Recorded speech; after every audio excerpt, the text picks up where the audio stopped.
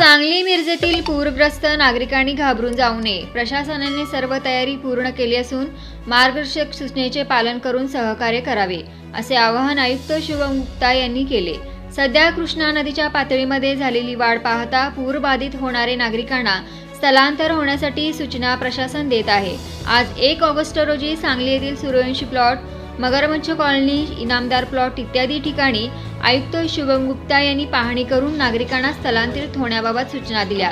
यावेळी अतिरिक्त आयुक्त रविकांत अडसूळ, सहाय्यक आयुक्त सहदेव कावडे, नकुल जकाते, अग्निशमन अधिकारी सुनील माळी, स्वच्छता निरीक्षक इत्यादी उपस्थित होते।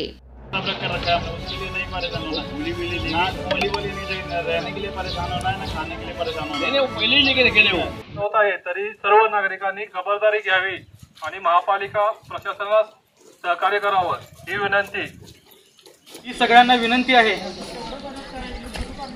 प्रशासनाला मदत करा, तुमच्या मदतीसाठी सर्वजण आहेत। नागरिकांना आवाहन करण्यात येत आहे की आपण या ठिकाणाहून निघून जायचं आहे। या ठिकाणी पाण्याची पातळी वाढत आहे, बॅकवॉटरचं पाणी वाढलेलं आहे, गल्लीतील 2 टोकांचा संपर्क तुटलेला आहे। नागरिकांना माझं आव्हान आहे की कुठल्याही प्रकारची घाबरण्याची गरज नाही आहे, पण सतर्क राहण्याची अतिशय गरज आहे।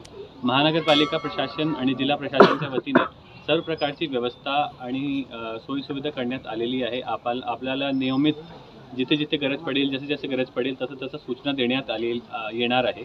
आपण सगळ्यांना माझं आव्हान आहे की कृपया करून महानगरपालिकेच्या प्रशासनाकडून जे सूचना देण्यात येईल त्याप्रमाणे त्याचे पालन करावे आणि लवकर यूट्यूबवर सर्च करा तिसरा डोळा।